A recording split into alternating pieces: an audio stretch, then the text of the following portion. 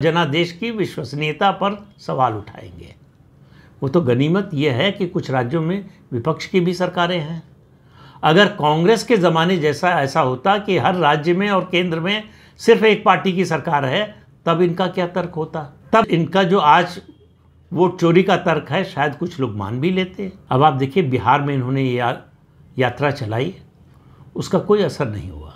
65 लाख लोग बिहार की मतदाता सूची से हटाए गए हैं। उसमें 3 तरह के लोग हैं, एक जिनका निधन हो चुका है, और दूसरा जो अब बिहार छोड़कर दूसरे राज्यों में देश के बस चुके हैं, और तीसरा जिनके मतदाता सूची में जिनका नाम एक से ज़्यादा जगहों पर है। उसके अलावा लगभग 8 करोड़ मतलब 7 करोड़ 90 लाख से ज़्यादा लोगों का नाम मतदाता सूची में है। तो उनके लिए तो कोई वोट चोरी नहीं हो रही है, उनके लिए तो मतदाता सूची में कोई गड़बड़ी नहीं है, उनका नाम मतदाता सूची में है, तो उनके लिए ये विषय क्यों है। तो 90% मतदाताओं के लिए बिहार के जो मुद्दा नहीं है उसको सबसे बड़ा मुद्दा बना रहे हैं।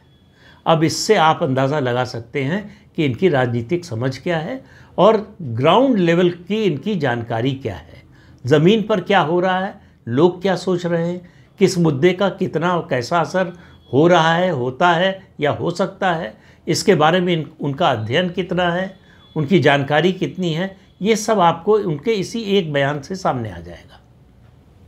लेकिन उनको इससे कोई फ़र्क नहीं पड़ता क्योंकि उनके पास और कोई विकल्प नहीं है। आदमी भूखा हो तो एक समय आता है कि वो भीख मांगने के लिए भी तैयार हो जाता है। तो उसी स्थिति में भाजपा के कई विरोधी नेता और दल पहुंच चुके हैं कि कुछ भी करो, कोई मुद्दा उठाओ, ऐसा मुद्दा उठाओ कि जनादेश अविश्वसनीय हो जाए, प्रधानमंत्री नरेंद्र मोदी की विश्वसनीयता कम हो जाए, या वो चाहते तो ये है ख़त्म हो जाए, नहीं तो कम से कम तो हो जाए, उस पर डेंट तो लग जाए। लेकिन ऐसा कुछ होता हुआ दिखाई नहीं दे रहा है।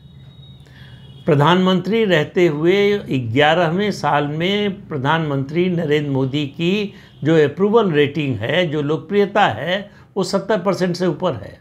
इस देश के इतिहास में इससे पहले किसी नेता की ऐसी लोकप्रियता लगातार नहीं रही। किसी समय रही, फिर नहीं रही, लेकिन लगातार 11 साल सत्ता में रहने, बल्कि मैं कहता हूं कि 24 साल सत्ता में रहने, 13 साल मुख्यमंत्री भी रहे और कंटिन्यूटी में रहे। मुख्यमंत्री पद से इस्तीफा दिया तो प्रधानमंत्री पद की शपथ ली।